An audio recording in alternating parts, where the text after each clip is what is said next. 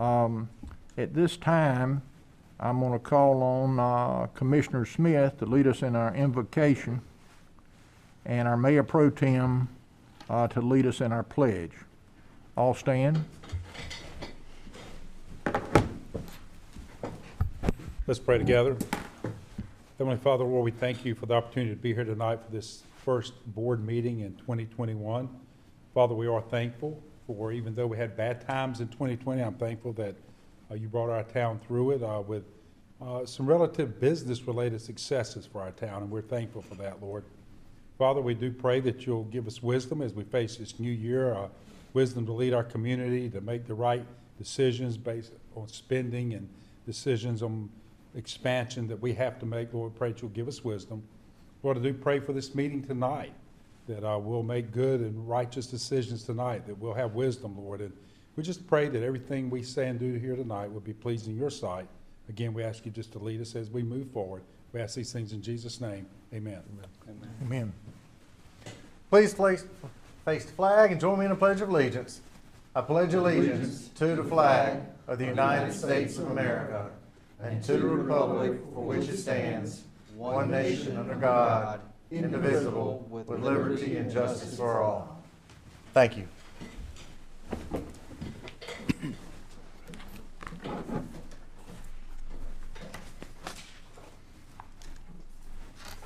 At this time, I'll ask that our town manager, Adam Mitchell, review the meeting protocol for public participation as it relates to this virtual meeting. Adam?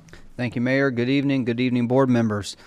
All attendees that have joined the meeting tonight have joined muted. There is a public comment period near the beginning of the meeting, and there are no scheduled public hearings tonight. Therefore, the time to address the town board is during the public comment section of this meeting.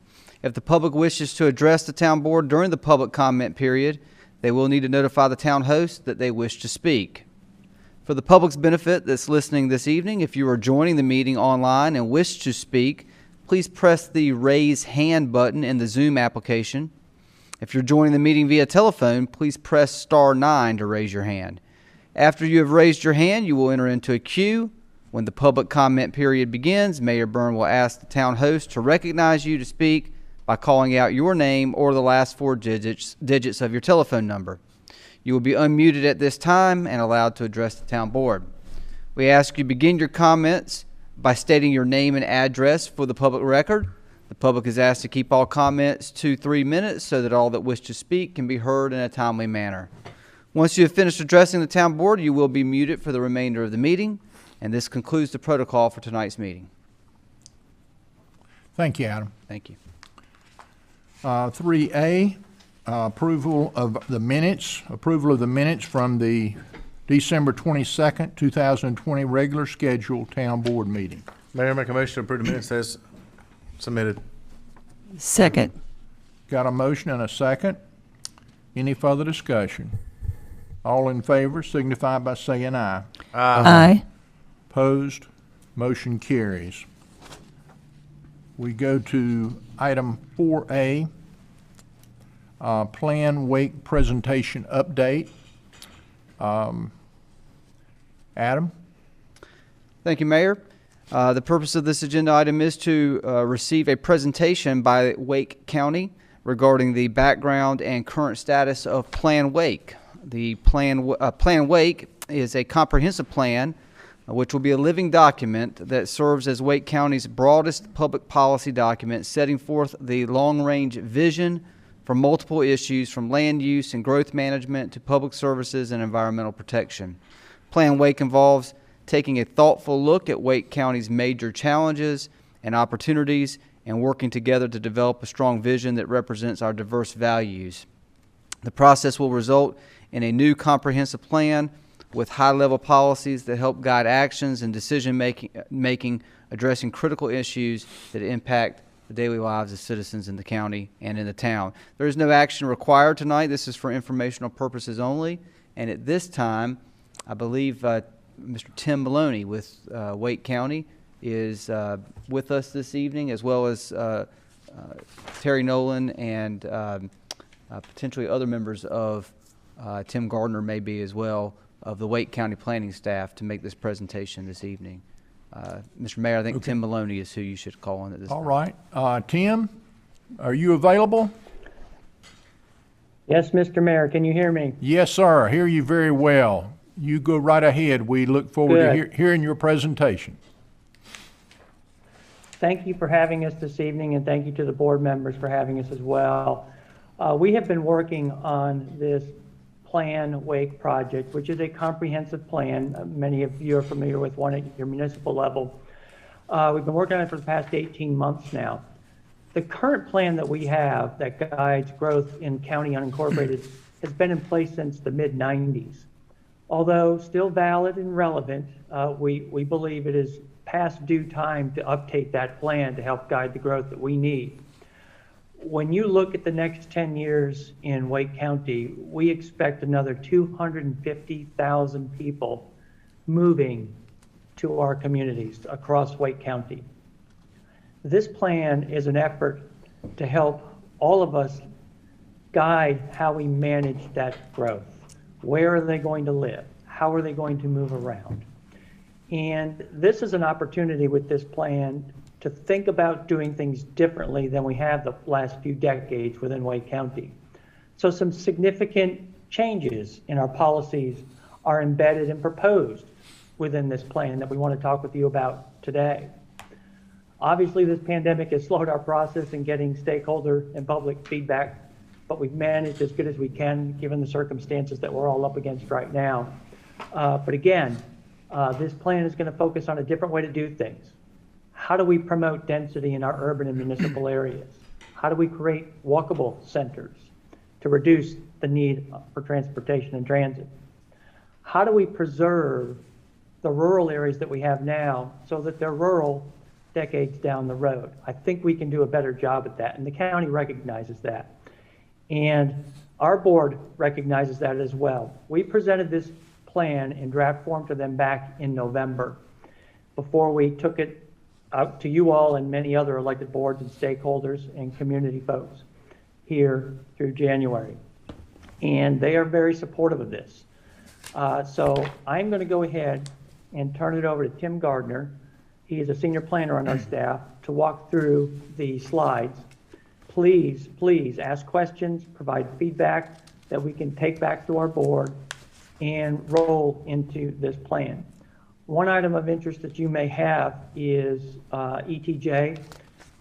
We have looked at our current criteria versus what we think are more relevant criteria, given how things have changed and the landscape have changed, and some of our municipal transition standards as well. So I'm going to hand it over to Tim. And again, please ask questions as we go along. Tim? Yes, can you all hear me? Yes, sir, Tim. We're glad to have you. Tim is for those that don't know, Tim is a product of Fuquay-Varina. He helped us for several years. But Tim, please come on. That's correct. And Mayor, I'm glad to be back at least virtually, right? There you go. So what I'm going to do, if you go to the next slide, please. Just following on to what Tim Maloney just mentioned, we are wrapping up our process, and we want to make sure that we're going through the details of our plan with you all, and we definitely appreciate you all making time in your meeting tonight. This plan is going to have impact on all of the communities within Wake County, and hopefully all the residents in Wake County as well. But it's particularly going to be a work in progress and a partnership with some of the groups or some of the municipalities like Fuquay-Varina that have a lot of interface areas where the town is growing into areas that are currently county. So again, we appreciate you all getting involved in this and engaging in our plan. So as Tim mentioned, we're wrapping up an 18-month process where we've engaged the community multiple times, and we're getting ready to move towards adoption of this plan and moving on to other steps. Next slide, please. As Tim mentioned, some of the key questions that we need to be asking ourselves as a larger Wake County community are, how are we going to deal with growth and the implications that are occurring from that?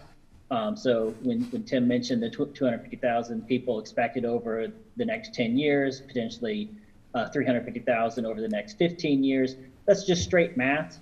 Is that exactly what's going to happen? No, but have we seen it happen in the past? Yes, and more so. And so these are the sorts of things that we want to be aware of and ready for as we plan for the future.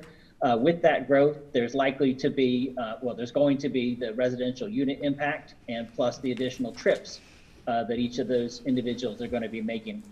And then one of the things that we also want to make sure that we're throwing out there and very cognizant of on this sort of plan is that not everyone is going to be at the highest income levels. As we get growth, we will likely see additional people who are living in poverty moving to the area because this area still has more opportunities than other locations, and people who are living just above that same poverty level as well. So again, this is not just new people moving here, all the advantages. We've also got the challenges that come with that as well. Next slide, please. So what we did is we had a significant amount of public surveys that were done before the shutdown. And so therefore we feel like we have a pretty good sample of the public and what the public is looking for. And the four key aspects that came out of our work is that significant change, policy changes are needed. People are looking for better protection of open space and natural areas. Again, that means different things to different people. They're looking for growth to be directed to the towns, and overall across the board, they're looking for more walkable environments. Next slide, please. So the plan that we've come up with is essentially three parts. We've got our key vision outcomes, the development framework map, and then annual performance metrics. And I'll go through the details of those in the next couple of slides. Next slide, please. First, I'll get into the key vision outcomes. So one of the things that when you all get into comprehensive plans and all of us get into comprehensive plans, we have to figure out exactly what we mean by comprehensive. In our case, what we wanted to do is make sure that we were challenging ourselves to be asking all sorts of questions in various different topic areas. If you look on the right of this slide, you can see that there's things that you all are typically dealing with at many of your board meetings and whatnot.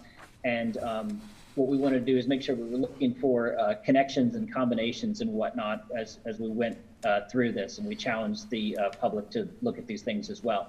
Next slide. And as we summarized it, the key vision outcomes related to Plan Wake are that we want to make sure that we're an inclusive and equitable community, we're a healthy and active community, and we are sustainable and vibrant. And that's how we're going to be defining comprehensive in this plan, is that it's as we make changes, we want to make sure that we're challenging ourselves to make progress on these three categories. Next slide.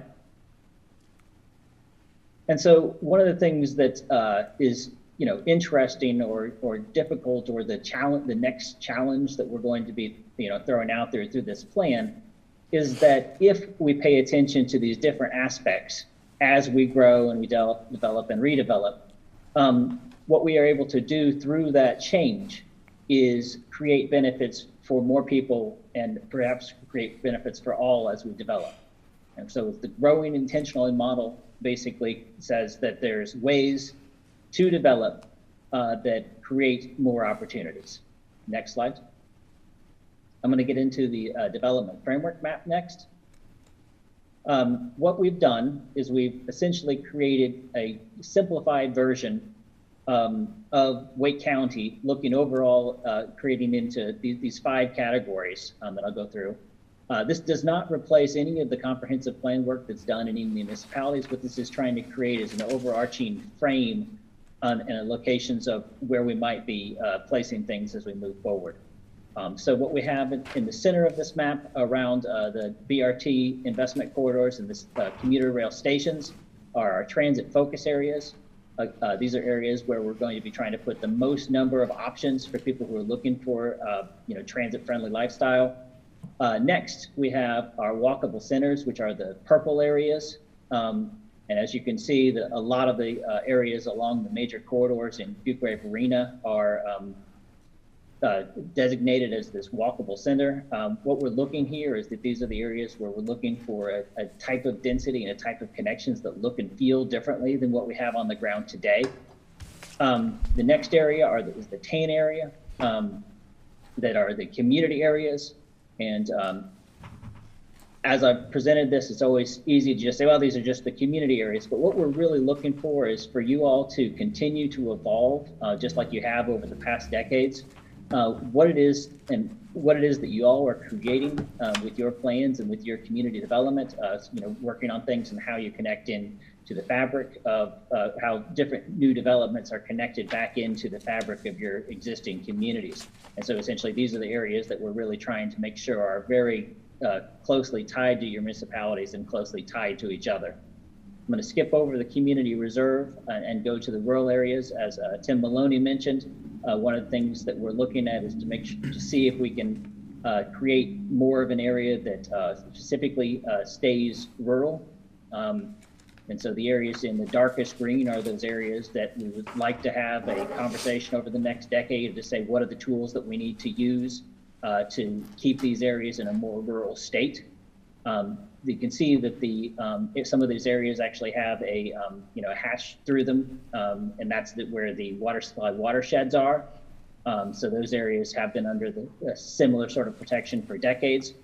We have a few areas, including on both sides of Fuquay-Varina, where we're looking at extending those rural designations in the future, or in this plan.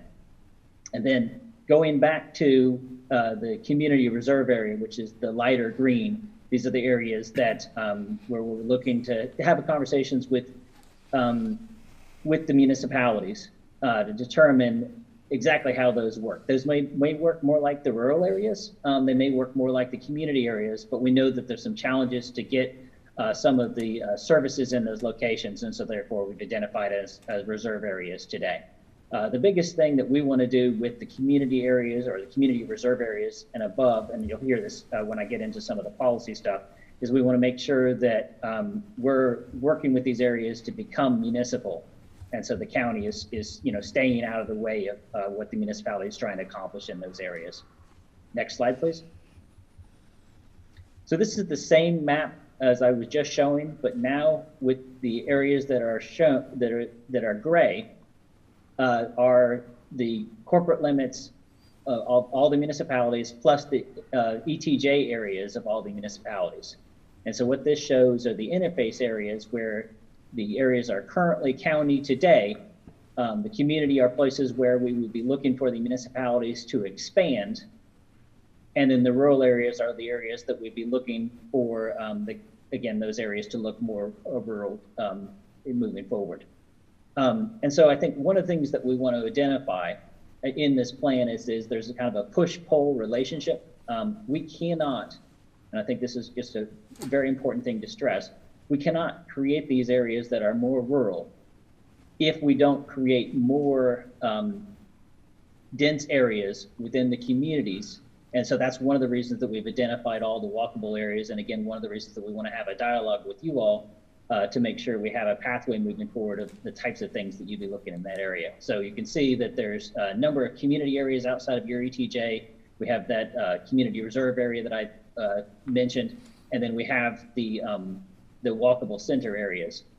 If you'll go back one slide, as you look at the walkable center areas in the Fuquay-Varina area specifically, there's a significant amount of area that's identified as that walkable center. And again, that's where we'd like to work with you to challenge ourselves to see what types of developments we can put in those areas that would look and feel differently than what we've been creating today. 2 slides forward, please. What I'm going to do now is go into our performance tracking. In many cases, a lot of the stuff that we've put together is similar to what's been done in the past, but we haven't necessarily held ourselves accountable to what we accomplished. So the plan wake plan will develop, will be tracking itself on an annual basis to see what we achieve. Next slide, please. It's going to be in 3 categories. We have the countywide metrics, where we'll be looking at essentially the type of travel trips that are made, specifically looking at trying to reduce the number of car trips as we grow. This basically would mean that we'd have more transit, walking or biking trips. We want to decrease the population experiencing severe housing shortages, which would be overcrowding, substandard housing. We want to make sure that we're protecting open space. That's going to be in partnership with the municipalities and with the county's tools to make sure that we're getting 30% open space over time. And then we want to make sure that we're working to increase household income, specifically working in the lowest income ranges. Next slide, please.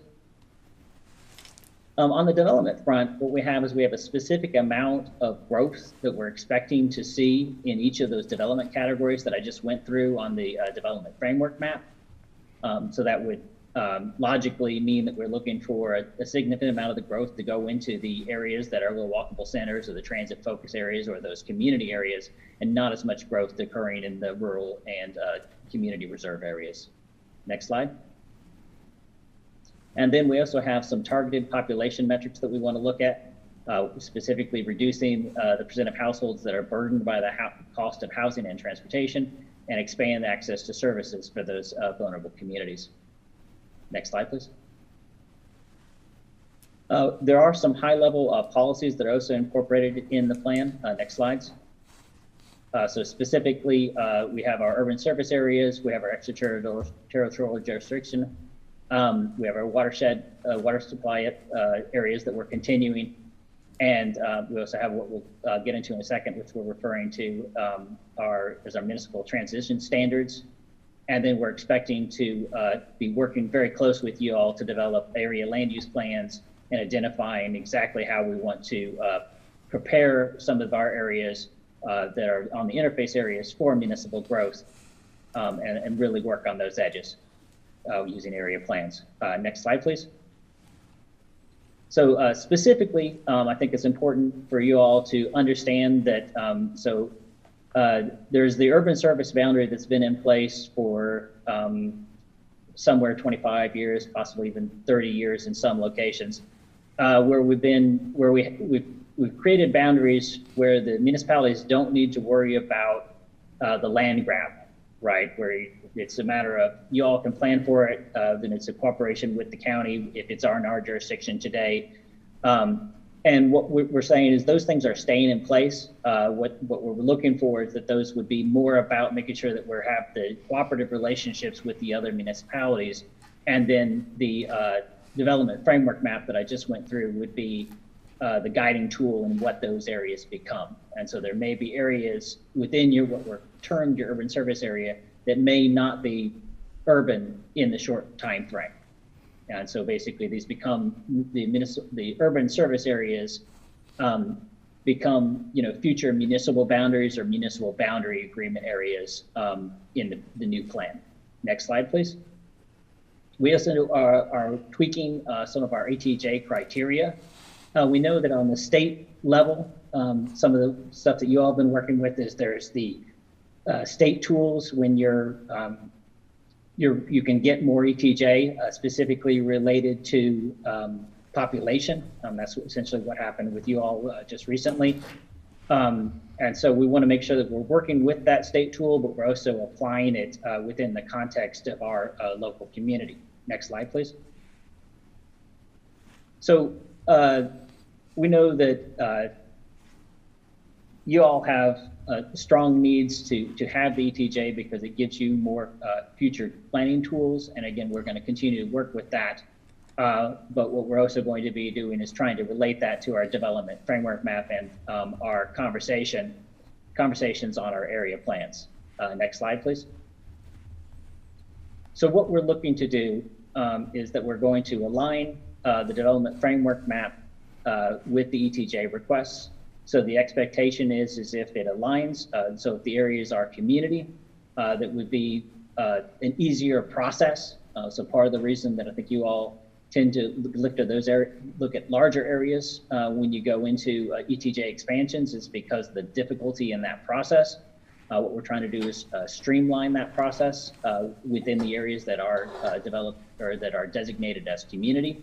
So we're encouraging smaller and more focused requests in those locations.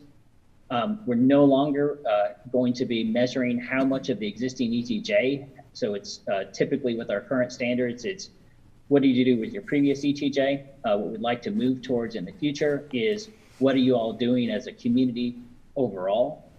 So like when we're looking at the fact that we're designating some areas, and your comprehensive plan also agrees with these things, we're designating some of these areas as walkable centers. It may be just as important that you developed a new development in that walkable centers at great densities or good densities in those locations that are not in your existing ETJ when you're asking for the next ETJ request, as it is what you did in the previous ETJ. Because we know that there's been changes at a state law standpoint where annexation isn't necessarily just totally under the municipal control at this point. Next slide, please. And then the next thing that we're going to be looking at too, which is policy changes on our end that make it easier for us to work with you all in places that are not ETJ today, but that are designated as community areas on our framework map. We already have some standards on this today, which we call our Transitional Urban Development Standards, where we require the municipal or a developer to have a conversation with the municipality if they're within so many feet of a water and sewer line. We're looking at aligning those with our designation of the community areas and on the development framework map. And so you'll likely see those changes to our UDOs as we move forward. Okay, next slide. So those are at a high level what our plan is and some of the changes you're expecting to see from our UDO as we move forward. As Tim mentioned, we presented a draft to our board in November. We're going through a public comment period that will extend to the end of January, where we'd love to get your feedback to this meeting and any other ways you want to give it to us, with the first consideration of approval for our board in February. Appreciate it. Thanks a lot. Thank you, Any Tim. questions? You know, not necessarily questions. You know, I think that school systems play a big part, you know, in any community's development.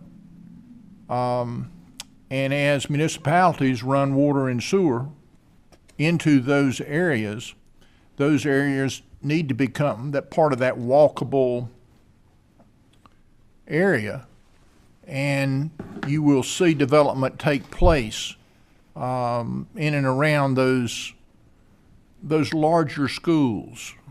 I mean, the one I speak of is kind of the Willow Spring High School.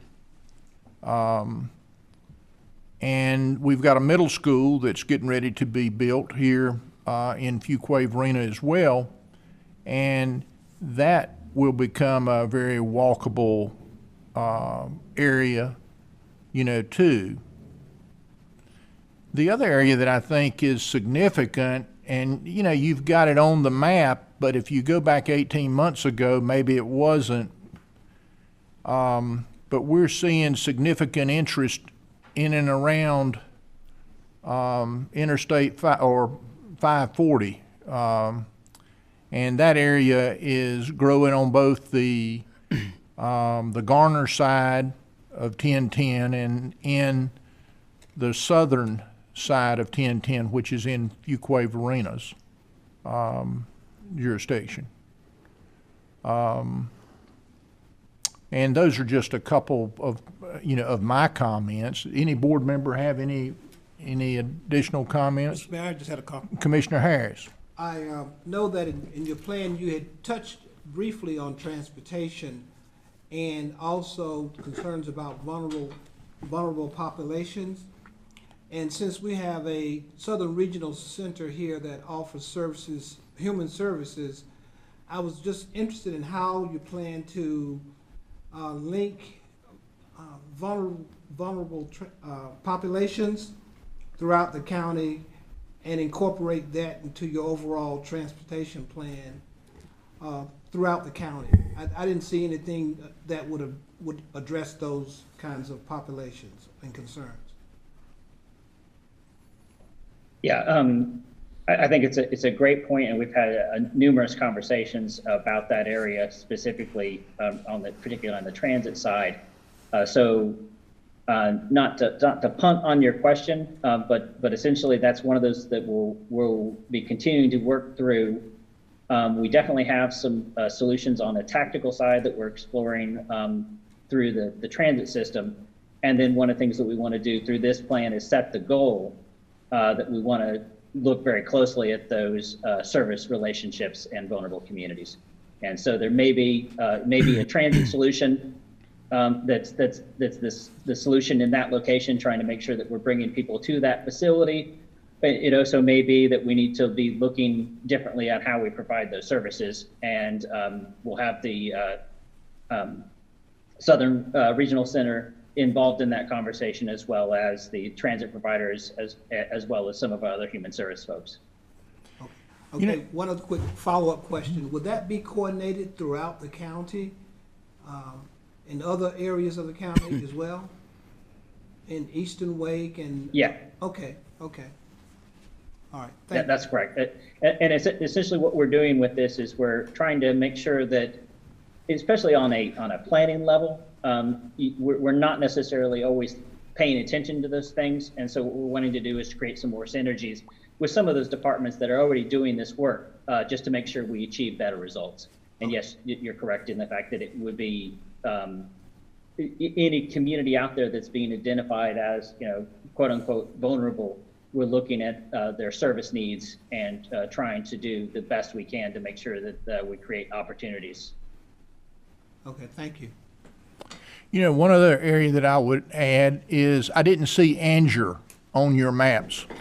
Anger has a section in the southern end of Wake County, or the southeastern end of Wake County. Now, we have agreements, annexation agreements, with Anger, but I think it would behoove Wake County to certainly have them maybe in this process.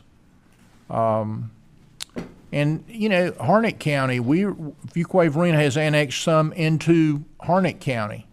And as I look out there the next 10, 15 years, we will have more into the Harnett County area and more up into the 540 area as well.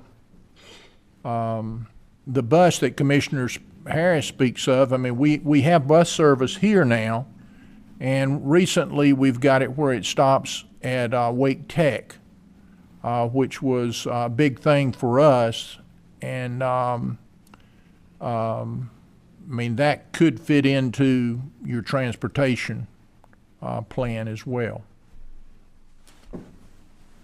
Any other questions or thoughts anybody has here with us?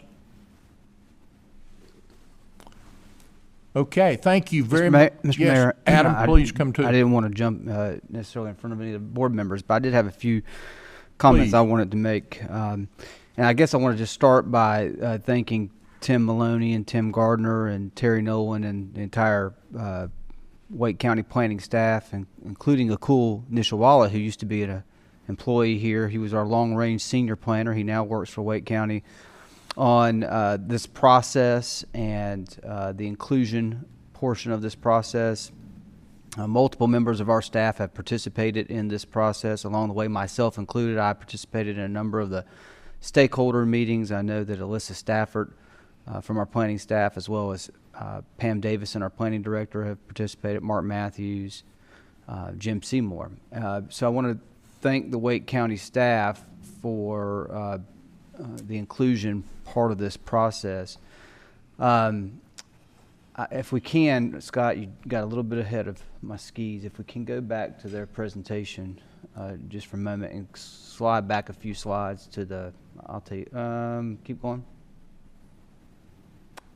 Keep going. I want to get to the map with the, keep going, the legend on the side.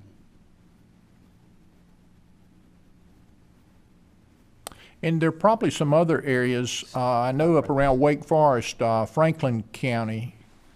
I think Wake Forest has got some property that's been annexed into Franklin County. Yeah. And maybe even Garner's gone into Johnson County. I'm not sure about that one. A couple of things I just wanted to point out to this town board. One of the things that, with any long-range planning document, at least we sort of live by this mantra here, and I know Wake County does as well, is that they are living documents, and they are subject to change over time. We are in one of the fastest growing counties in the United States. We are in one of the fastest growing states, and Wake County is the capital county. So, there's going to be changes. They mentioned 250,000 people over the next 10 years, and there's going to be changes in the county. Wake County, our partners at Wake County recognize that. We recognize that. Just a couple of areas I want to draw to the town board's attention on this map that you have in front of you. And let me see if I can get my annotation to work correctly. There is a portion that's identified as community reserve, sort of in that northern quadrant. Well, let me go undo that and try it this way. Nope. Let me try it this way. Well, we see it. Kind of right there. There it is, perfect. In that northern quadrant, not far from where 540 is going to come into play. Certainly, Wake County planning staff has recognized this as an area that should have further dialogue and conversation, and we agree. We certainly are developing plans, have plans, and are continuing to evolve our plans for how services would be provided in this area.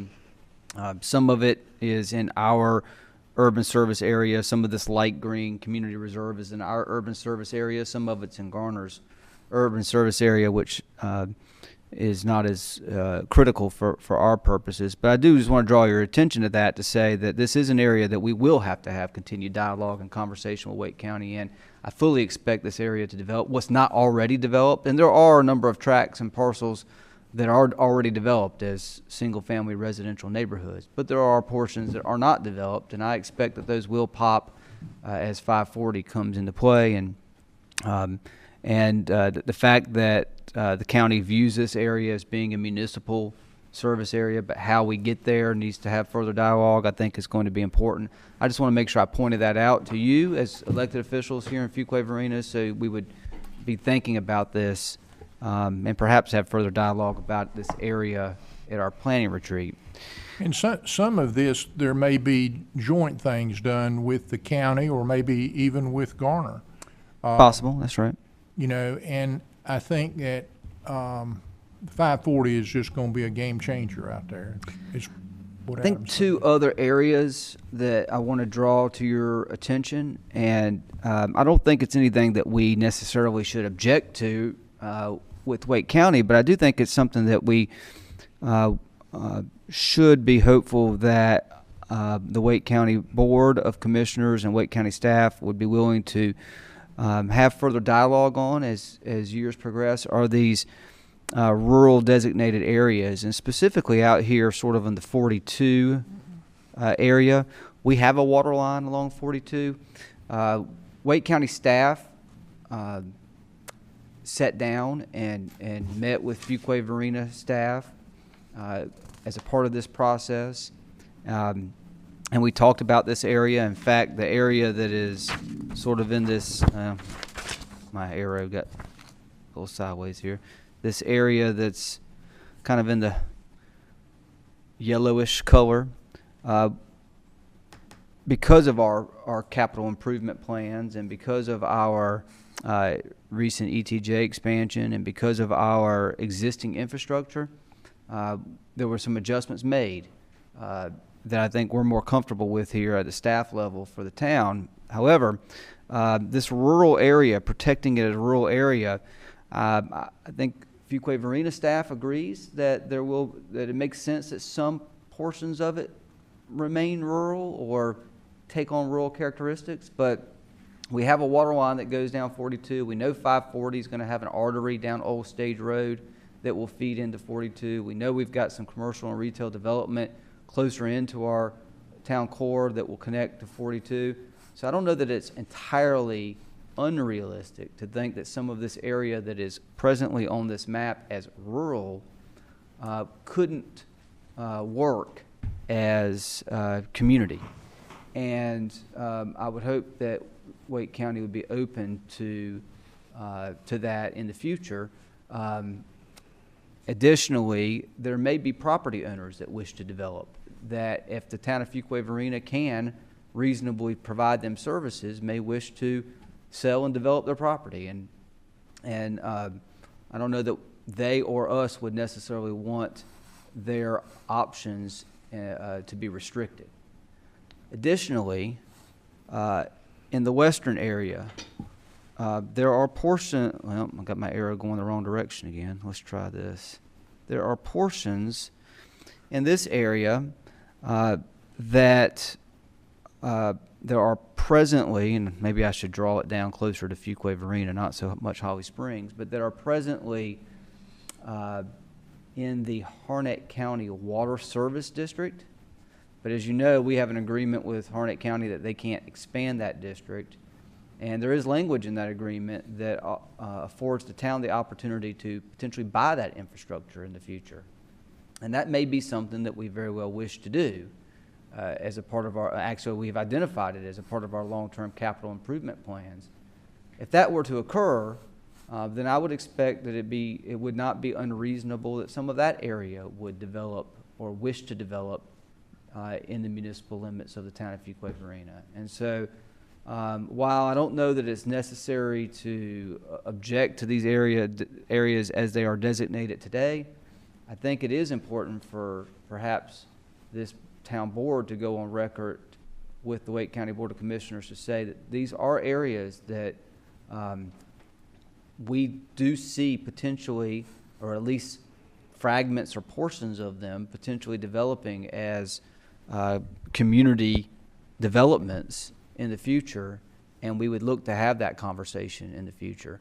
Just to label them or tag them as rural and reserve them as that in perpetuity, or at least for long-term periods of time, that may not necessarily align with the interest of property owners, and it may not necessarily align with the interest of the town of Fuquay-Varina. And that's an area too that, and I can't hardly tell where 42 goes. We can provide, we have some more on, detailed maps. Is 42 on this map here? 42 east is, 42 west is not, but we do have detailed maps that break it down more in the by parcel layer that we can share with the board. My point is there's probably a pretty good chance that we're going to have a major water line. That's true. Going down 42 coming from Sanford. And I think what Adam is saying is pretty significant in that when you have those major utilities, those areas do develop, and that it changes them. So, Mayor, I hate to ask this question necessarily. I don't want to put Tim Gardner or Tim Maloney on the spot, but Tim, are either one of you able to provide a little bit more additional context to the livability of this document and how these areas may be addressed in the future? Well, here's what this is Tim Maloney. Here's what I'll offer, Adam and Mr. Mayor, is this is why we're talking with you tonight. And I think it might be worth staff here at the county sitting down again in the next week or so with town staff and drilling down a little bit more in the areas that Adam is bringing up and see if we need to adjust some of the proposed geographies on this very map. And see if it accommodates what your thinking is. Again, yes, it's a living document. Yes, this plan will be amended and updated at request by municipalities, by county staff, and others. But I think if we see some writing on the wall now that we think is justifiable to make amendments, let's talk about it now before we adopt the plan. That sounds good to us because we've got some areas that would significantly change some of this document. And I think staying in touch with our staff, they could certainly help you with this. I think about that Willow Springs High School and that area is just kind of being one of those areas, but you know, when you start having the major utilities, it makes a big difference. But that sounds like a good plan to me. And we'll be getting Right. we'll be getting in touch with you, Tim, to schedule that. Absolutely. Thank you. Thank you very much, Tim and Tim. Good teamwork and very understandable. Does any town board member have any questions or comments? Okay, thank you very much. Adam, you didn't have anything else, No, did you? no, sir. Okay, Thank you. thank y'all.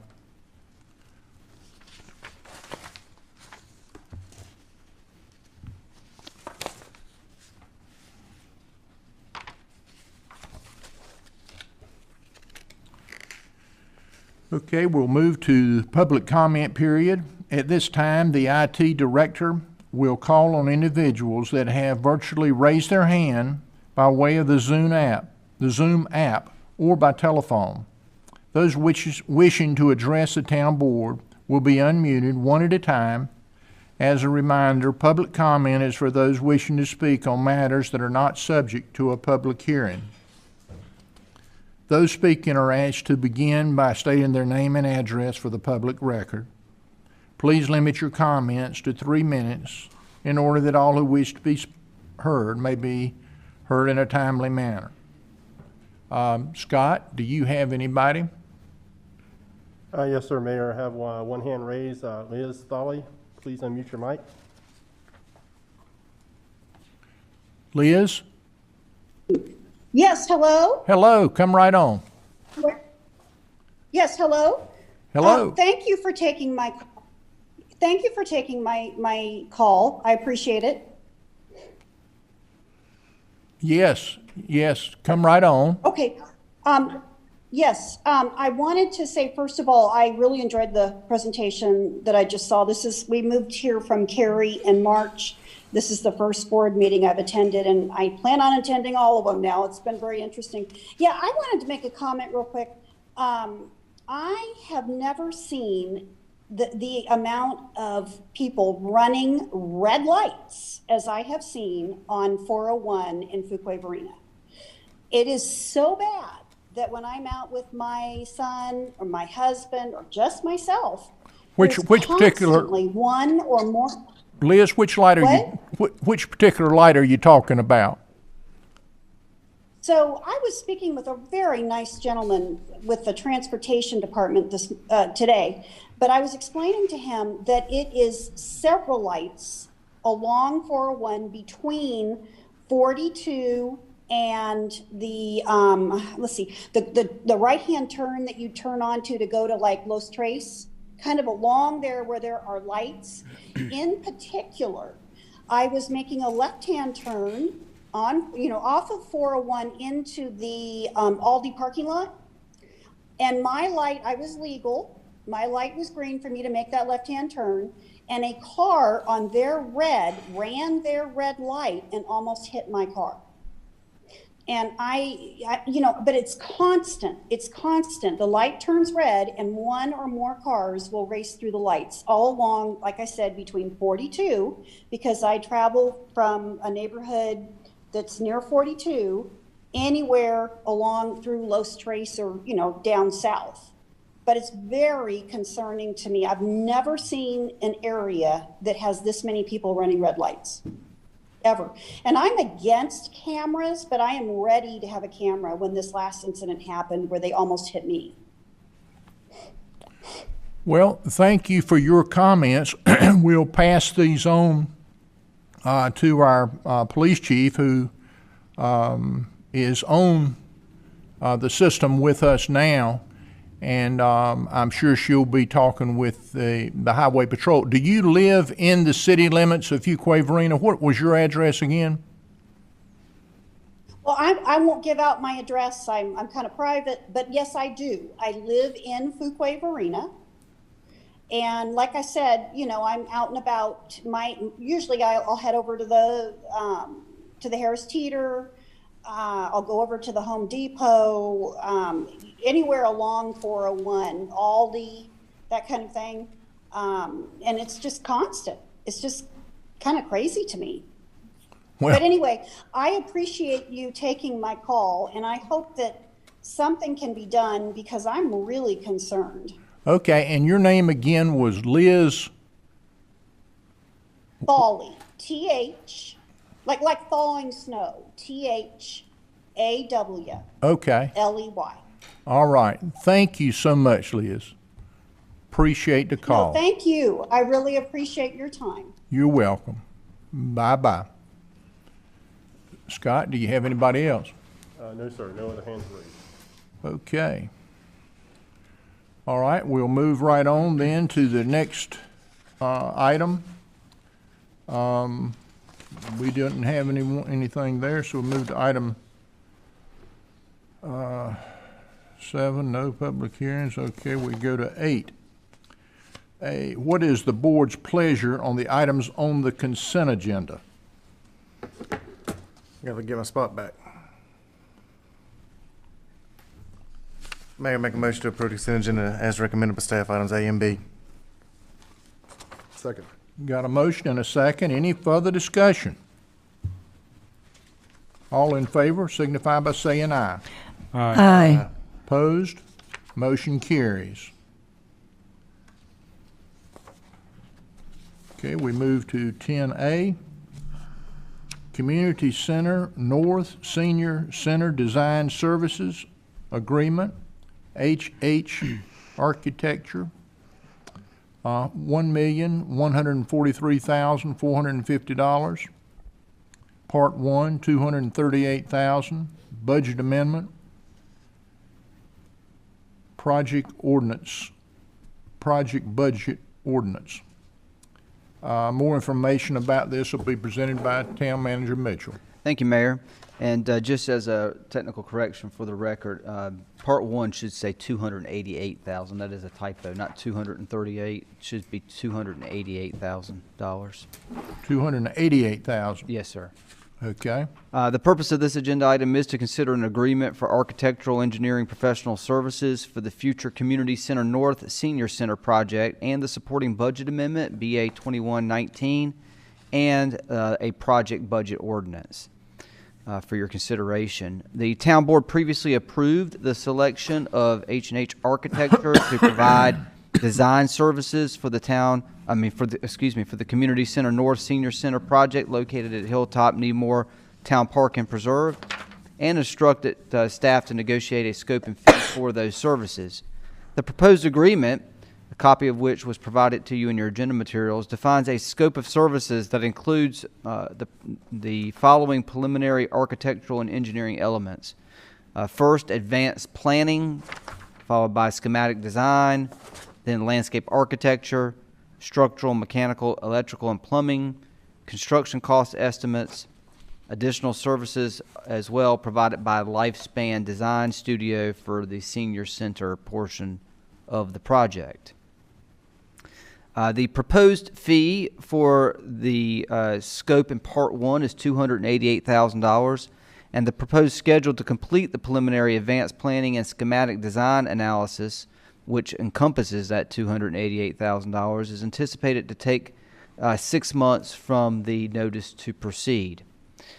The fiscal year 21 budget, the budget that we're currently in, includes the appropriation of $650,000 for design services for the Community Center North Senior Center project. This budget was based off an original construction estimate of $6.5 million that did not factor in at that time. We weren't having the conversation necessarily at that time about a senior center component. A construction budget in the neighborhood of $10 to $11 million is anticipated for the identified scope for the Community Center North project as well as the senior center component. Given the significant cost escalation and the local non-residential construction market, that is what this budget is anticipated to be. This is consistent with and closer to the lower end of the range of estimated construction costs that all 21 respondents to the RFQ request for qualifications identified. Based off of a revised construction budget of $10 to $11 million, the total design fee for this project is $1,143,450, which does fall within the industry standard of approximately 10% for design and an additional 1% fee for advanced planning services. This would be community and stakeholder input, program development, and development of 3 design concepts for your consideration. It is management and staff's recommendation to move forward with the proposed advanced planning and schematic design component, this being part 1, at $288,000, which can be covered within the current year appropriation of $650,000. A contract amendment will be required to proceed with the construction drawing phase at the option of the town based upon the approved preferred schematic design and subsequent estimated construction budget.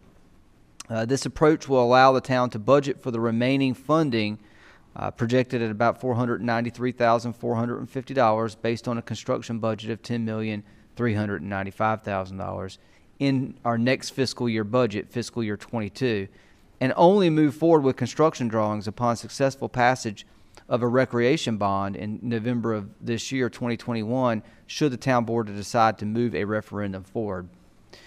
Deferring this action until after passage of a bond allows the town to be sure there is voter support for funding construction of a facility prior to committing or spending the money on construction drawings, bidding, and construction administration. Additionally, the timing of this funding approach would provide financial flexibility by allowing the board to adopt a reimbursement resolution and use bond proceeds if preferred rather than recreation unit fees to cover the cost of these services. The plan does not impact the construction timeline, however. The town will go through public input and design in the winter, spring of this year, 2021.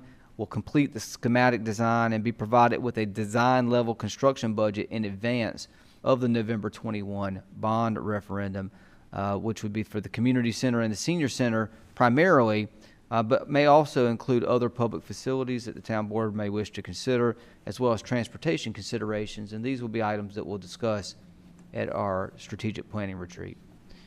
Should the community and the board wish to proceed following a bond referendum process, then the town would look to authorize construction drawings in December of 2021 and bid for construction in July of 22. And upon approval by the town board, management and staff will work with HH Architecture to align the projected project timeline and their proposal with the schedule that I've just previously mentioned in order to limit the town's financial exposure until passage of a recreation bond should the town board wish to put one forward. And this would still adhere to the construction schedule that we contemplated in our adopted 5-year plan, this being construction funding appropriated on July 1 of 2022. So I'm recommending the negotiated scope and fee agreement subject to the town attorney review as to form and approval of the associated budget amendment and project budget ordinance. So I just want to kind of walk through real quick the financial piece of this as a fiscal note, just to make sure the town board is very clear.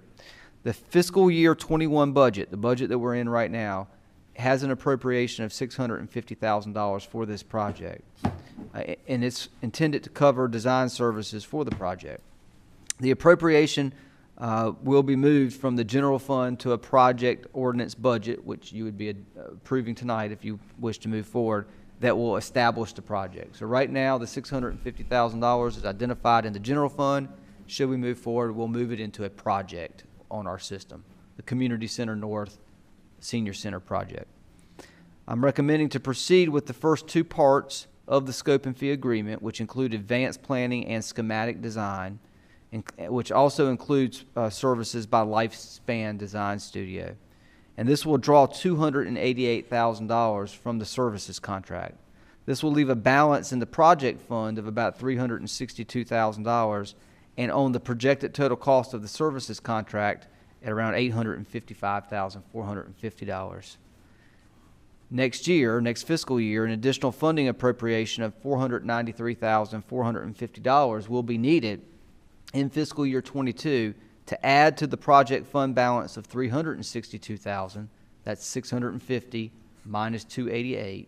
It'll leave $362, and you would need to add an additional $493,450 to it so that we could complete the remaining scope on the $1 million plus contract with H&H Architecture.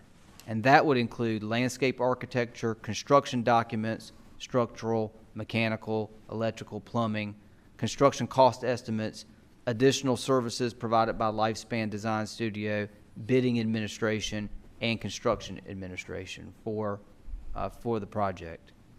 And that's estimated to be right now $855,450. Could go up a little bit, could go down a little bit, depending on which of the schematic designs that they provide to us. They're going to provide 3 schematic designs to us. Which one that you wish for them to prepare and develop construction drawings for. So if you select the most complicated of the schematic designs that they prepare for us, it could drive the construction drawing, construction bidding, construction administration cost up a little, more than the $855,000 that we're projecting today. If you choose a more simple and less,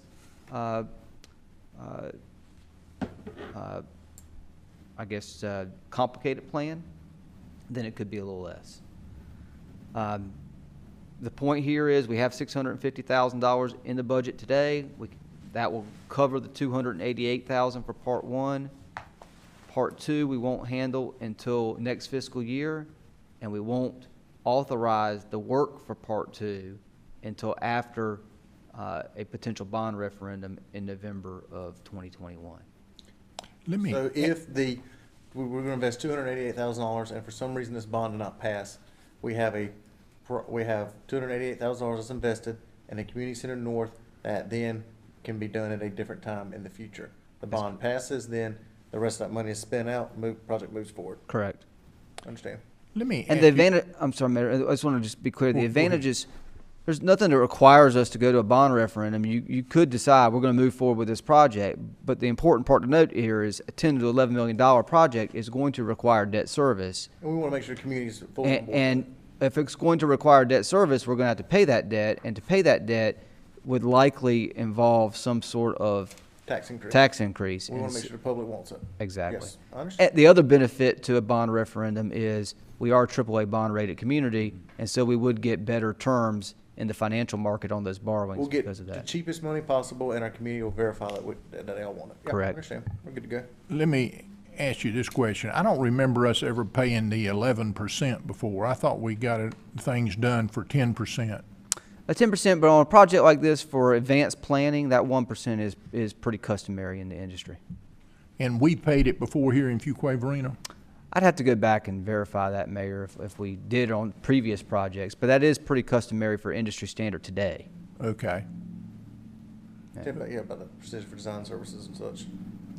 Yeah. Okey-doke. Now, Well, is that a percent floating fee based on what the actual dollar cost of it is, or we're just saying 1.14 is what it typically costs to get this done? $1.14 million is based on a estimate of the town sort of selecting a middle-of-the-road schematic design.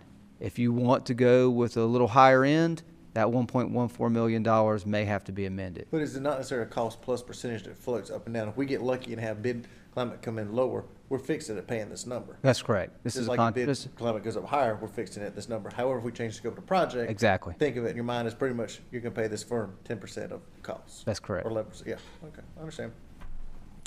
okay, any other questions or thoughts from any board members? Motion to the board, and I don't mean to interrupt, Mayor, but Please, I go ahead. want to be clear on that, is to authorize me as your manager to execute the agreement for professional engineering services with HH Architecture as presented and recommended, subject to approval by the town attorney as to form and approved budget amendment BA 2119 and the project budget ordinance. That is the recommended motion this evening. Okay, I would entertain that motion. Mr. Mayor, I'll make a motion to authorize the town manager to execute the agreement with professional engineering service H&H Architecture as presented and recommended, subject to approval by the town attorney as the form and approved budget amendment BA 21-19 and project ordinance. Second. Got a motion and a second. Any further discussion? All in favor signify by saying aye. Aye. Opposed? Motion carries. Adam, one item that I would, just add to the thought process, we might want to have some of the rooms there donated or being used, much like we did in the community center. And I would encourage us to go ahead and allow people, if they were so interested in doing, to be able to make, some type of contribution in those particular areas. I mean, in the community, not the community center, the art center, we raised right at $500,000, I believe, Close to it. in contributions. And I think that's significant, and I see as we build buildings in the future that these are tools that the public-private partnership should be able to do. But Yes, sir. And I see that there will be opportunities with these facilities. I say facilities plural, the community center and senior center portion. I think once we get through schematic design, we'll have a better understanding and idea of what spaces we will have that would make sense to introduce to the community as potential contributions. And then we can go through that process. Right now, I wouldn't know if we would, because we don't have a design. I wouldn't know if we'd have 5 spaces. I or understand, 1 but space. if I go back and I look at the art center, it's close to 10% was raised from the outside. Close to, that's right. And that would be my goal Sure. in a facility of this nature if we move forward with it. I think there will definitely be some opportunity there. Okay, that's my point. And I think we should, it should be trying to sell it or to let people know these rights are available. Mm-hmm. Okay, or will be available. All right. Okay, thank you.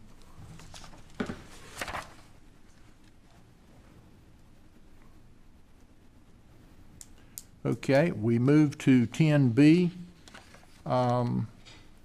NC League of Municipalities legislative goals and voting delegation designation. More information will be presented by Town Manager Mitchell. Thank you, Mayor. So the purpose of this agenda item is to consider selection of 10 out of 17 legislative goals presented by the North Carolina League of Municipalities Board of Directors to its members as the town of Fuquay-Varina's preferred NCLM legislative goals for the 2021-2022 legislative biennium, in addition to designating a representative of the town to serve as the town's official voting delegate for those 10 selected goals. On October 5th of last year, I should say now, the Fuquay-Varina Town Board approved 10 legislative goals to submit to the North Carolina League of Municipalities Legislative Policy Committee for consideration of inclusion into the NCLM Board of Directors' final grouping of goals to be presented to the membership for final selection.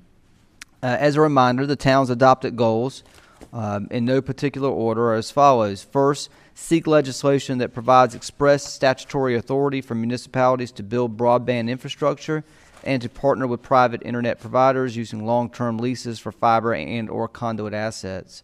Second, seek legislation to preserve municipal authority to ensure safe and reliable transportation access to schools for vehicles and pedestrians without shifting the fiscal burden of school construction to municipalities. Third, only support legislation providing additional post-employment benefits to public employees that include a funding mechanism to fully support the cost and liability of the benefit, such as special separation allowance programs, to ensure that the liability of providing the benefit isn't solely borne by the last employer. Fourth, seek legislation that provides a viable alternative method to provide cost of living adjustments for local government retirees. Fifth, seek legislation that generates new transportation revenues that boost funding to NCDOT or directly to municipalities. Sixth, seek and support legislation that funds law enforcement training. 7, support legislation that protects law enforcement professionals. 8, support legislation that makes it illegal for units of local government or their insurance providers to pay a ransom to cyber criminals. 9, support legislation that provides or recognizes rather certain technology purchases and specifications as not being a public record. And finally, 10th, support legislation to revise the current methods of determining economic needs that are used by the state to allocate funds so that additional areas of the state in need may benefit from increased economic development, jobs, and see more entrepreneurial innovation. The North Carolina League of Municipalities Legislative Policy Committee worked over the course of several weeks and months to compile and refine over 450 submitted ideas and goals from 165 individuals representing 114 municipalities. So Fuquay-Varina was one of the 114 municipalities, and we submitted 10 of the 450 submitted ideas and goals across the state of North Carolina. The North Carolina League of Municipalities Board of Directors has reviewed, approved, and now submits 17 proposed advocacy goals for member communities to consider. The town of Fuquay-Varina's job now is to review and vote on the proposed goals so that the North Carolina League of Municipalities, Cities, and Towns have a focused state and federal advocacy agenda for the 21-22 legislative biennium, which begins in January this month at the North Carolina General Assembly. Each member city is asked to cast a single vote by selecting 10 of the 17 proposed advocacy goals by no later than January 14th of this year. Provided with your agenda materials was the list of 17 legislative goal statements as approved by the North Carolina League of Municipalities Board of Directors. Of those 17 goal statements passed by the Board of Directors, there appear to be 8 that align with the Fuquay-Varina approved legislative goals, and I'm recommending I'm recommending 10 goals in no particular order be endorsed and approved by the Fuquay-Varina Town Board. Those 10 goals are as follows. 1, grant, and this is the League's words, not ours, grant local governments the authority to build broadband infrastructure in order to partner with private providers and provide additional funding to help close the digital divide. And this aligns with our goal of seeking legislation that provides express statutory authority for municipalities to build broadband infrastructure and to partner with private internet providers using long-term leases for fiber and or conduit assets. Second, I'm recommending the goal of expanding incentives and funding for local economic development. And this aligns with our goal of supporting legislation to revise the current methods of determining economic needs that are used by the state to allocate funds so that additional areas of the state in need may benefit from increased economic development, jobs, and see more entrepreneurial innovation. Third, I'm recommending the goal of refining the economic tier designation system to more accurately reflect conditions at the sub-county level. Again, I think this goal aligns with the goal that we established of supporting legislation to revise the current methods in determining economic needs that are used by the state to allocate funds. Fourth, I'm recommending that we support the goal of creating a permanent and adequate funding stream for local infrastructure needs. I believe this line aligns with our goal of seeking legislation that generates new transportation revenues that boost funding to NCDOT or directly to municipalities, although I think the League's goal is a little bit more broader by just using the general term infrastructure needs. Transportation is an infrastructure need, no doubt about it, but there are other infrastructure needs like water, sewer, pedestrian, bicycle, other types of infrastructure that this would fall in line with as well.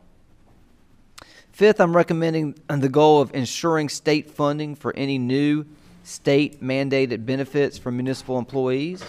And this directly aligns with our goal of only support legislation providing additional post-employment benefits to public employees that include the funding mechanism to fully support the cost and liability of the benefit, such as special separation allowance programs, to ensure that that liability of providing that benefit isn't solely borne by the last employer. Sixth, I'm recommending the goal of improving statewide funding and support for law enforcement officer training focused on use of force, mental health, and de-escalation skills. This aligns with our goal of seeking and supporting legislation that funds law enforcement training. Seventh, I'm recommending the goal of increasing public safety grant funding and expand allowable uses. I believe this aligns with our goal of supporting legislation that protects law enforcement professionals. Eighth, I'm recommending the goal of reduce pressure on property taxpayers by expanding locally controlled options for revenue generation. I believe this aligns with our goal of seeking legislation that generates new transportation revenues that boost funding to NCDOT or directly to municipalities. And then the last two goals don't necessarily align with ours specifically, but I'm recommending the goal of securing federal and state aid directly to municipalities to offset all lost revenues due to the COVID-19 pandemic. And then finally, revitalize vacant and abandoned properties with enhanced legal tools and funding. Should the town board wish to replace any of the recommended goal statements, I would suggest that you consider removing either number 3 and or number 9. I'm not recommending that you remove number 3 or number 9, but I do see those two goals as being interchangeable compared to the other 8 goals that I previously recommended. The reason for number 3 is I think that number 2 and number 3 in some ways are similar and capture some of the same concepts and goals. So if we wanted to replace one, I would recommend number 3. And then number 9, while it would be extremely helpful, it is going to be a lofty and challenging task given the current climate and appetite for COVID relief bills that include support for municipalities. I'm not saying that we shouldn't pursue that and the league shouldn't pursue that. It just could be more challenging.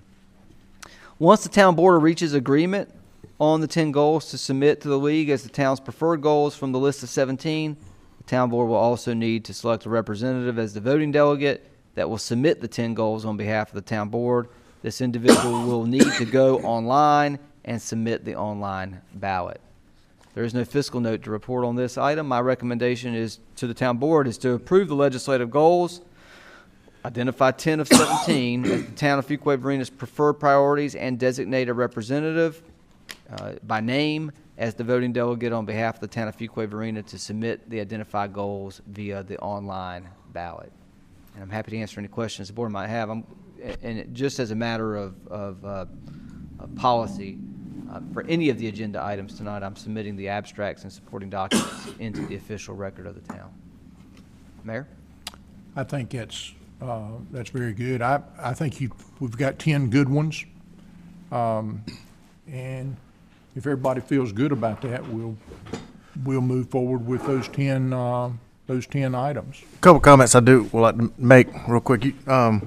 Sure. One comment, when you talk about towns designation to go on and file this, I'm assuming that the mayor is our designated representative in something like this? It's not uncommon for the mayor of the community to be the designee for something like this. Okay. And I'm fine with that. It's no problem. Points number 4 and number 8. I know that the town has discussed before in the past, and members of this board seeked legislators from the General Assembly for transportation impact fees, and that was slapped back by the General Assembly at that time, to say the least. Not to say things don't change in the future, but as I've spoken in the past, my issue with transportation impact fees, I do think it improperly and unfairly targets certain people that are coming in, that are living in our community, and it makes housing much more affordable. So I have no issue with items 4 and 8 trying to figure out ways to generate revenue and try to help offset expenses. But if it causes a burden on housing affordability, if they come up with a method that causes a burden on housing affordability, I would not be in favor of that method that they come up with. But in general, looking for methods of trying to help generate revenue and try to help pay for things that need to be done as long as it's fairly done, I'm comfortable with that. And so that's my only comment on that. On that, I'm fine with everything that's here. I'm not asking to change those two. I just let you know my thought and logic behind those two. And if I could just address that, Please. I believe that and perhaps Commissioner Harris could respond to it as well, but I do believe that the League of Municipalities is very sensitive to the importance of housing affordability, and so I would think it would be surprising if they would advocate for any policy for revenue generation to cities and towns that would strike a negative chord to housing affordability. But I do hear your point, and it's duly noted, but I think the league is certainly sensitive to the importance of housing affordability statewide. I don't disagree with the comments, so just simply if one comes back in a different direction, you understand where I don't want to sound like a, what do they call it, a flip-flop. Right.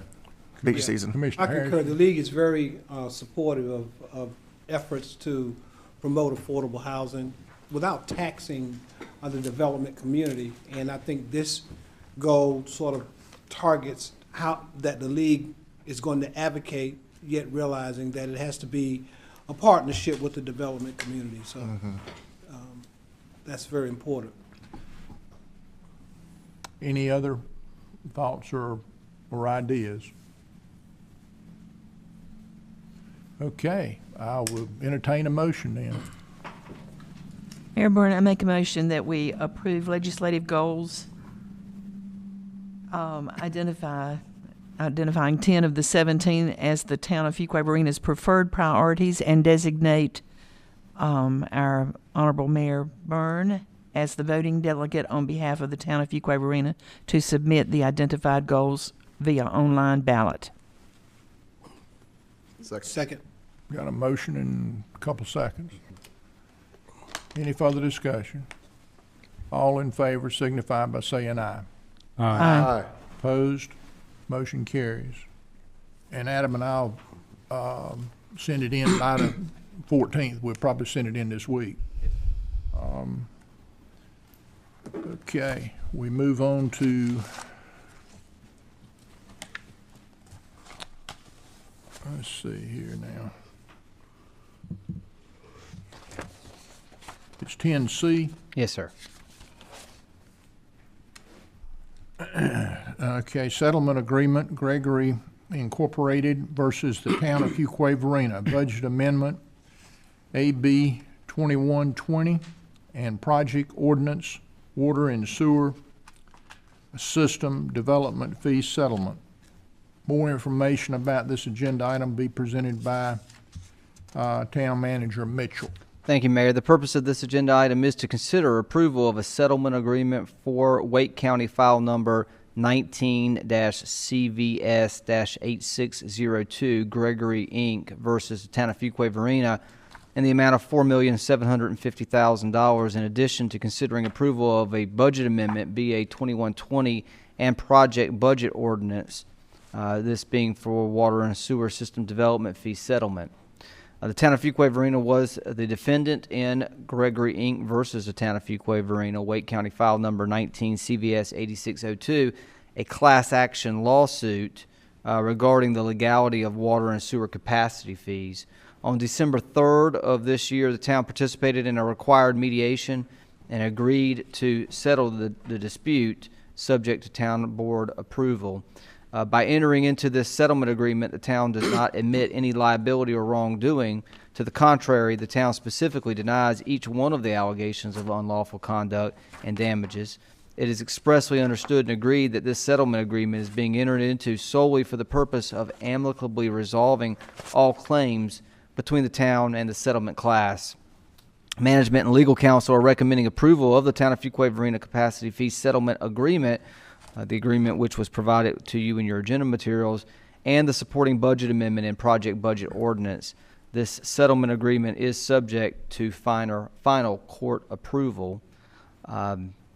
The Water and Sewer Enterprise Fund Capital Reserve Fund, Fund 71, had a balance of $8,810,000 as of June 30th of 2020.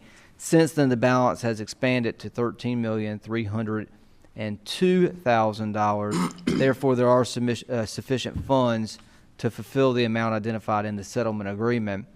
The recommendation to the town board this evening by motion is to approve the settlement agreement as presented and recommended, in addition to approving budget amendment BA 21-20 and the project budget ordinance, water and sewer system development fee settlement, as presented and recommended. I'm happy to answer any questions the board might have. Any board member have any questions? I have nothing to do with this right here, but because it's an industry that I work in, and because anything future that may come out of it, I rather be recused from this, and so any public perception or felt that I'm involved, I'll ask y'all to recuse me from it. I'll entertain a motion to accuse the Mayor Pro Tem. Mr. Mayor, I'd motion that we recuse the Mayor Pro Tem Massengill from voting on this particular motion. Second. We got a motion and a second. Any further discussion? All in favor signify by saying aye. Aye. Opposed? Motion carries. Okay. I would entertain a motion on this particular item. Mr. Mayor, I'd motion that we approve the settlement agreement as presented and recommended in addition to approving budget amendment BA 2120 and project budget ordinance WNS system development fee settlement as presented and recommended.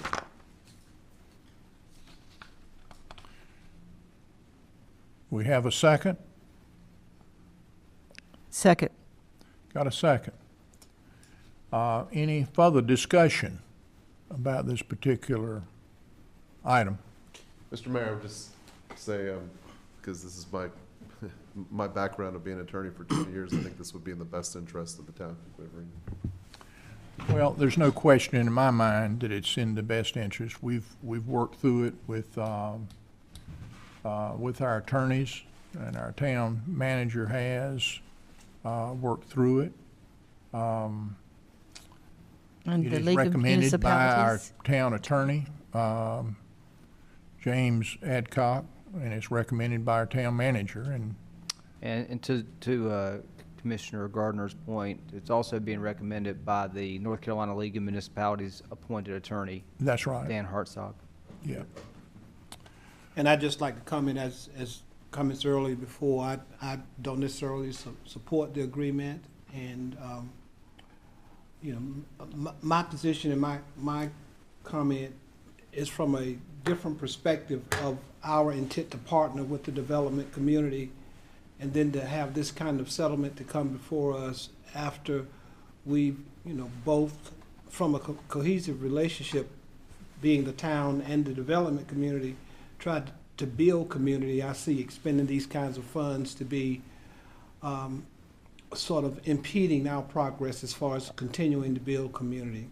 Those are my comments, so I'm not going to support the motion. Mr. Mayor, I would like to make a comment. Please.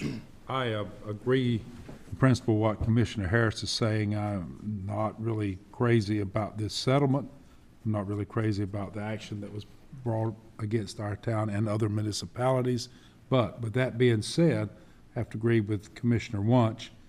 There's an old saying, if you hire an attorney, you should follow that attorney's advice. And our attorney is very knowledgeable in municipal law. The league's attorney is very knowledgeable in municipal law. Commissioner Wunsch is knowledgeable in the area of the law. And when you've got people like that who understand this, who recommend that we go in this direction, I think we'd be foolish not to follow their advice if we're going to pay for their advice. So with that being said, although I don't like it much, I think that we should move forward and follow our attorney's advice. It's probably in the best interest of the town.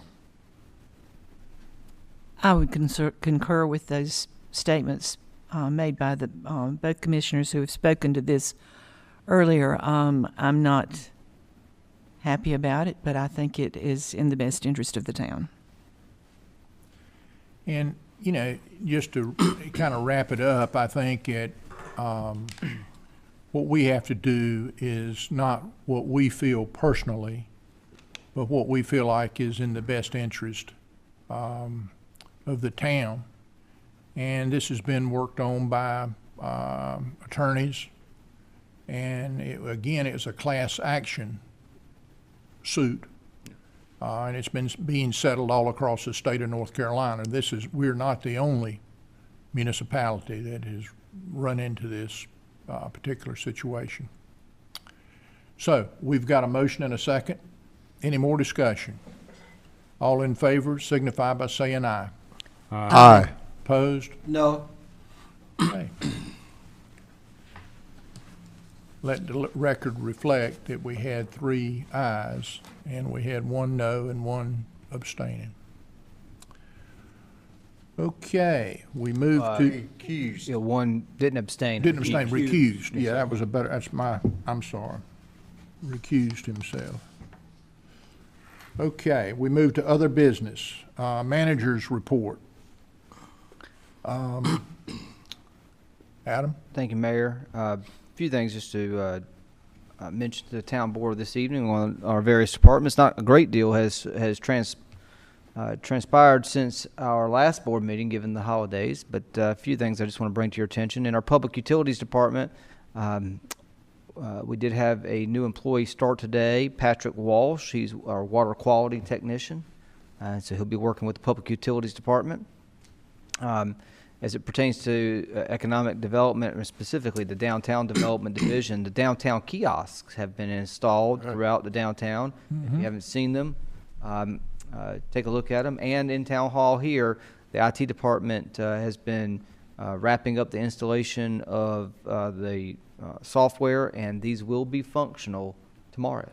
They're interactive. They are. Which I think is, it was one of the goals that we had a couple town retreats ago. That's right. And, but I've been more than real impressed by them. I mean, they're They're going to be a nice nice addition. That's right. Matt Poling, our new engineering director, started in his new role today with the town. So we want to congratulate Matt on his promotion and wish him the best of luck in this new role with the town. Matt's been with us for close to 7 years, and he's been in the last 3 or 4 years running in lockstep with our previous engineering director, Tracy Stevenson. Been very instrumental in our success in our transportation grant That's right. pursuits, and he'll do a fine job for this organization and for the community in this role. I was in Home Depot today, and a fella who was having some issues. I mean, we've had a lot of rain, but he was having some issues with a little stream kind of behind his place, and so I reckon I gave Matt his first problem. First assignment, that's right. First assignment. But he's handled them before, and he'll do well at this. We're very excited. That's right.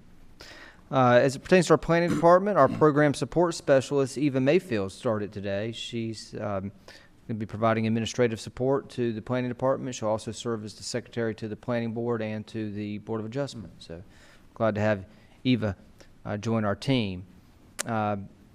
The IT department continues to work on IT security initiatives, as well as moving forward our work management and civic engagement software efforts. And so more to come on those in the coming weeks and months. Our Public Works Department, as I mentioned earlier, Tracy Stevenson assumed the role of director today as his first day in that role. And we are keeping a close eye on Friday's weather. Right now, it's up in the air whether we'll have some wintry mix, potential wintry precipitation. And if that does in fact happen, we'll be prepared to address any impacts to road travel. Our Finance Department is preparing budget calendars and instructions for department directors, and we'll be spending more time talking about the budget process at our annual retreat. Parks and Recreation Department is working with our engineering department to prepare for the official opening of our Park Depot Greenway Trail. So that's going to be a nice added amenity, obviously, to our community, as well as planning for a safe spring sports cycle. We are evaluating right now COVID-19 protocols and how we may be able to provide opportunities for youth in our community in a safe and organized manner.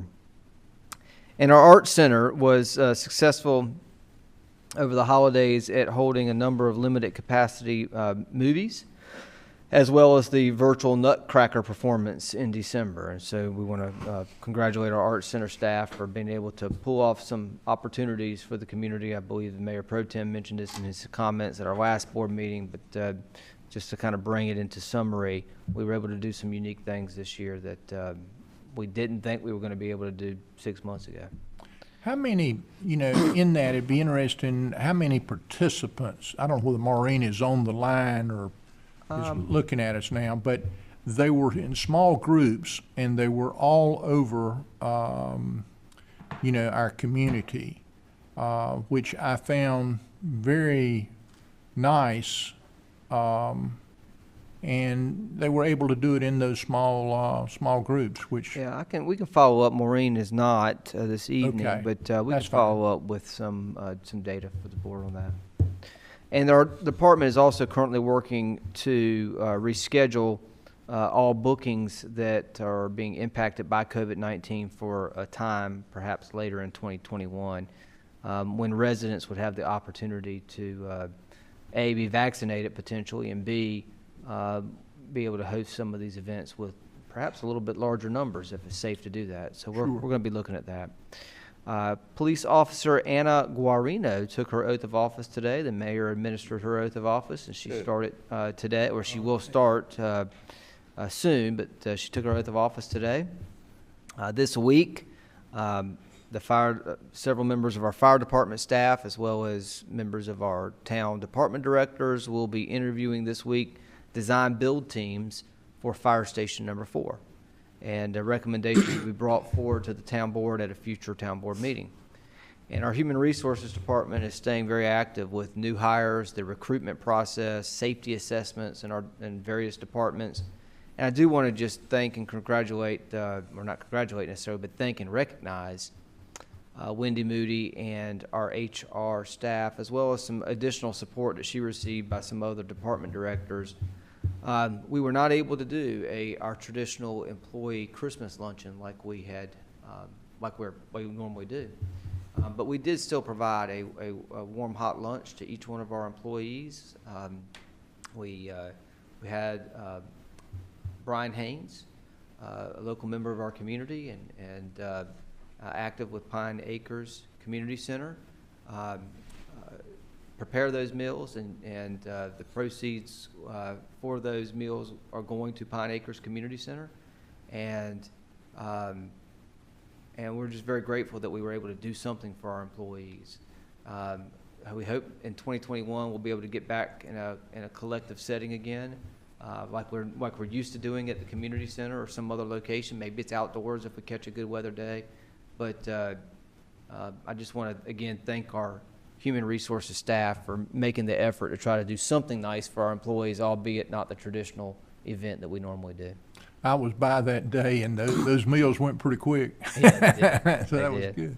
And they were good. They were very good, actually. And so very good that we were able to do that.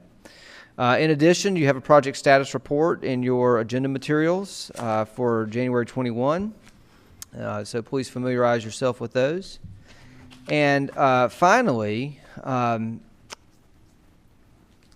the mayor, I believe, plans to recognize some members, and I believe we have some folks in attendance from the Fuquay-Varina Downtown Revitalization Association that are at least on this call tonight, or perhaps are watching live on our YouTube live stream. Typically, outgoing members of the FVDA Board of Directors are recognized at the annual Dinner on Depot event. COVID-19 got us again with that one in 2020, and we weren't able, the FVDA wasn't able to have that event. And so there were some outgoing members from whose terms expired in December of 19, December 31st of 19, that did not get the public recognition that they deserve because of their time commitment and passion for our downtown. And then there are some members that support our downtown efforts that terms expired December 31st of 2020.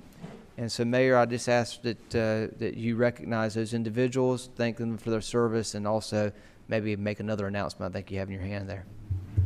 Yes, sir. At this time, I'd like to recognize Brandon Wright, who is the former chair of the organization, and his term expired on 12/31. And Brandon was very instrumental in helping get our organizations not only working together, but helping prepare us for the future. And I've always appreciated that very much, Brandon, and your insight into the future of Fuquay-Varina and in our downtown organization, which we have one organization now, and I know you're very proud of it as we are. He is certainly welcome to make a comment or two if you can. I mean, can you make a comment or two, Brandon? Sure, Mayor. I don't know if you can tell. I don't know if you all can see, but thank you, Mayor. I can't tell you how much I appreciate those words.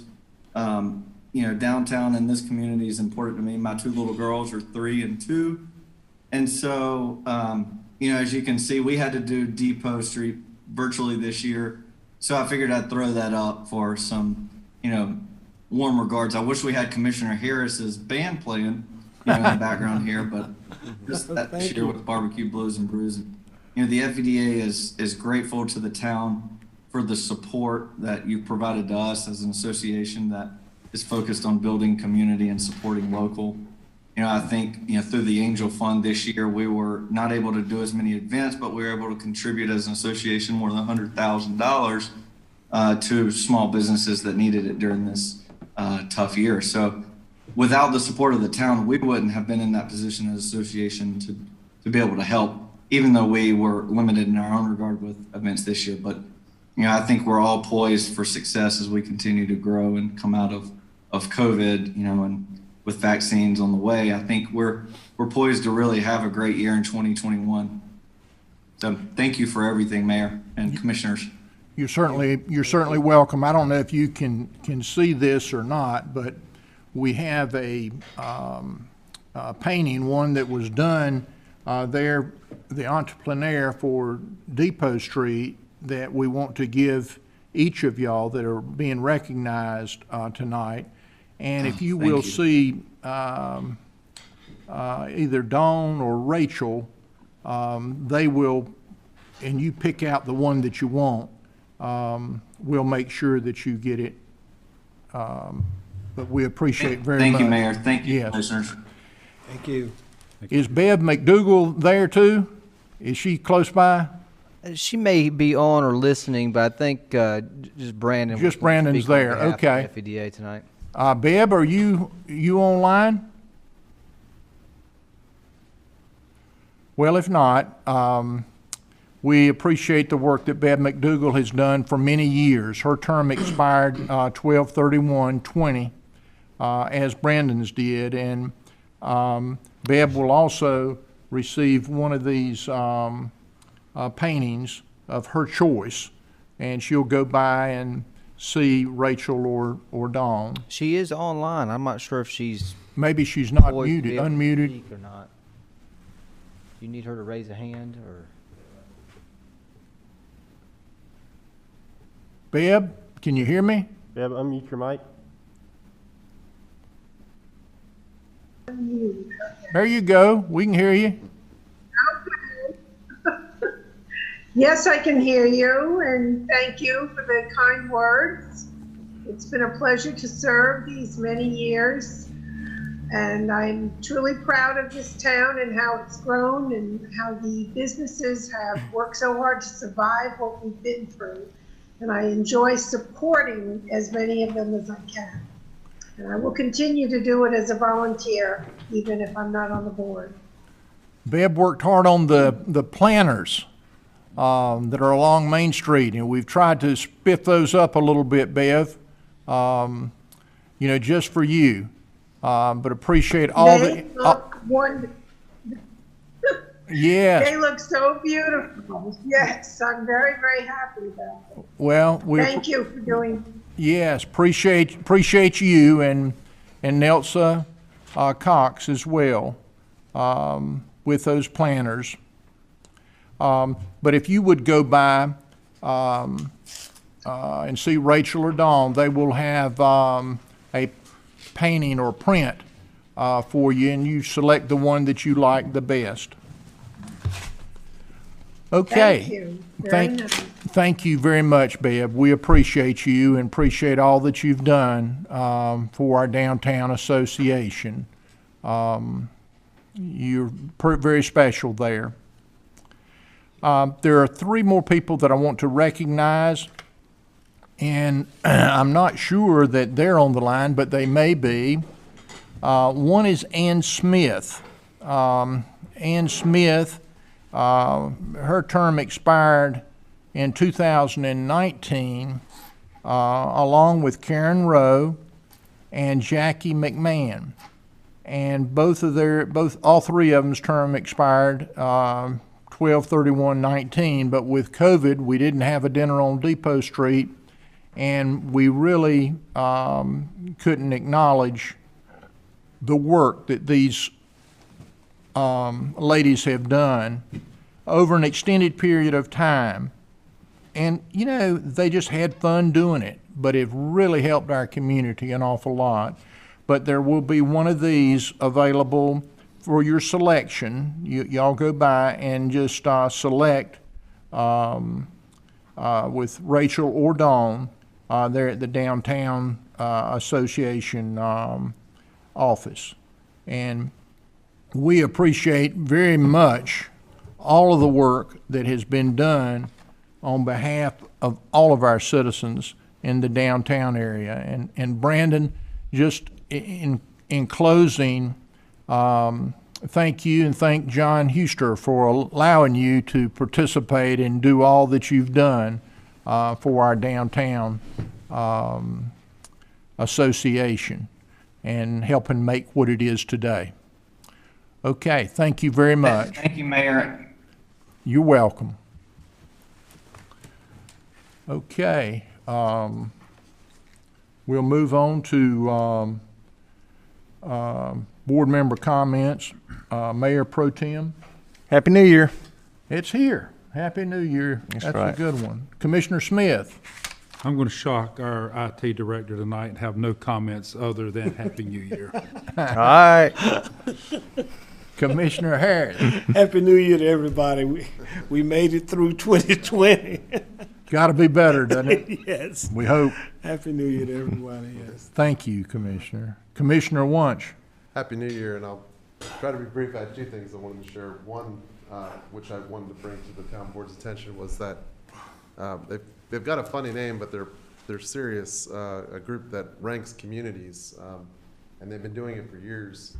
They're called Home Snacks, and they rank, you know, communities in a bunch of different categories throughout the country, but they're based out of Raleigh. And they recently did Best Places to Live in North Carolina, and they ranked Fuquay-Varina in the top 15. Out of all the places you could live in North Carolina, we ranked in the top 15, which of course I'm not surprised, but it was exciting to have that recognition. It's something we all know already that, I mean, I think we're the best, but they put us in the top 15, and that was nice to see, and I was excited to share that with the board. And then, thank you for keeping up with that, Jason. Yeah. You know, it's just great to see outside recognition like that of what we already know. Then the second thing I wanted to bring up was something that was brought to my attention today, and I just was going to present it to the board as it was presented to me, and we can follow up with it. I received a phone call today while I was winding up my day at the law office, and it was from a citizen that said that he wished not to be mentioned who he is, but that he was interested in specifically, just to quote him what he said, he was interested in developing a 3 or 4 story parking garage in the heart, and I don't know the address, but in the heart of downtown Fuquay, which could accommodate 300 to 400 vehicles. And that if the board was interested in him having discussions with management, that this would be something that would be privately done. He would do it and has the ability to do it. And that the way that he would be compensated would just be to charge for parking. So he would charge people for the parking, but he would use his land, where I don't know exactly where it is, he did not say, but he said it's in the heart of downtown Fuquay, and that the town would obviously down the road have to consider whether to approve that to happen. And so I told him, you know, that I would present it to the board as just as it was presented to me. He wanted to know if there was any interest, and of course then if there was interest for him to follow up with our management, our town management, because you know, before it would ever come before us. But this was unsolicited. I didn't know this was going to happen. I was pretty surprised to get this telephone call and to learn about this, but as that requested, I wanted to share this with the board just exactly as it was presented to me. I wish I could tell you at address, you know, such and such and such and such, but the only I just thanked him for letting me know, and that I would follow up as he requested, but just thought it was interesting because of the parking opportunity, the potential parking opportunity, and where it was, that it was downtown Fuquay. That was it. I think it's a good idea. I really do. I mean, it sounds exciting to me. I think that the next step is to have discussions with Adam. And, you know, something like this is probably, as much as anything, a process. Mm-hmm. You know, we'll probably have more and more. You know, we have people downtown doing it already. Linda Johnson is doing that. I mean, she doesn't have hundreds of parking places, mm-hmm. but she has some. So this is not anything that is unheard of in other communities, you know, as well. I think the location is really the key, and I think our town staff can handle that. And I would be one that would be very supportive of an event like this. I mean, we're trying our best to recruit areas in our downtown area, so this might help us accomplish some of our goals that we've set out. So I would encourage him to talk to management, so if it was something that was possibly feasible, that maybe it could be brought up, we could discuss it more in a retreat. Absolutely. I mean, if any other comments? Okay. I think it's good. Thank you, Happy New Jason. Year. Yeah, Happy New Year. Appreciate it very much, and I appreciate people willing to help us, and I'm sure Adam will do a good job, you know, with them. Commissioner Gardner. Yes, I would just like to say a little bit more about what these board members for Fuquay-Varina downtown that we recognize this evening, what they've been doing over these last years. I know that Bev and Ann Smith had at least 2 terms, consecutive terms, which are 3-year terms on the board of directors, and were involved in so many ways. As the mayor already said, Bev and Ann too were involved in the planters on Main Street, and in the beginning, as garden club members, went up and down the street and watered them and planted them and pulled wagons around with the water on them. And they really, it was a hands-on project. On hot days. On hot days. And Ann was in, I guess, probably the project that FEDA carried out that she was most involved with was probably On Plain Air. She became involved as a volunteer and an artist sponsor the first year and continued that for as long as she was on the board. And I don't know if, I haven't counted them, but my guess is she probably owns more of the paintings than anybody else because she bought several every year at the auction. So she really supported that event and was a favorite during the auction. She could really get, she was a cheerleader for the organization and could really get the prices up at the auction. So she did a really great job with that. Jackie and Beverly were both a secretary. It had the office of secretary more than one, that was 1-year terms, but more than just one term. Both of them served in that capacity. So they were on the executive committee as well as being on the board. All of these people who were recognized this evening had been so very active, and some of the, all of them were part of the transition from the private nonprofit board to the private-public partnership that we have now. And so they were part of this transition into the partnership with the town that we have now, and just have meant so much to this organization, and we're grateful for them. We, in this same time period, have had several business owners that were part of the Downtown Business Collaborative that then became part of the combined board and served during this time as well with with distinction, and that would be Jonathan Pierce and Carrie Zollo and Lee Lloyd. And we're grateful for all of these people and the time they've given to this organization and to the downtown to promote our downtown in Fuquay-Varina.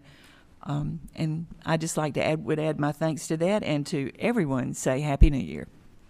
Thank you, Marilyn. You might want to comment a little bit on Karen and Bob Rowe, because they, Karen was very active in this group and brought new ideas, but Bob and Karen both helped with a huge project that has been very successful, I think, in the downtown area, and very unique, and it's one of the most beautiful parts of downtown revitalization that I can think of.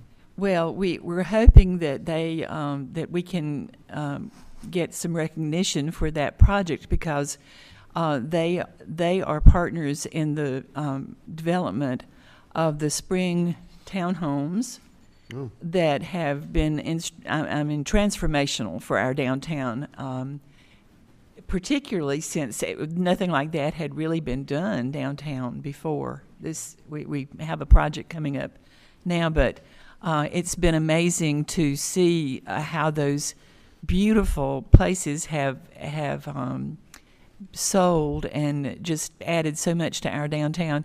And as a board member, Karen actually, when they had completed the first building, I think, of those units, offered one of them to be used for a venue for recognizing. It was one of the Friends Appreciation events. We had a mid-century retro kind of evening at one of those gorgeous townhomes before it was sold. So they've been very generous with their time and their resources, and we certainly appreciate what they've done in our downtown and what that contribution will continue to mean to our town in the future. Thank you, Marilyn. Did you want to? Was anything else that you wanted to? No. Okay. Just Happy New Year. Happy New Year. That's right. You got that.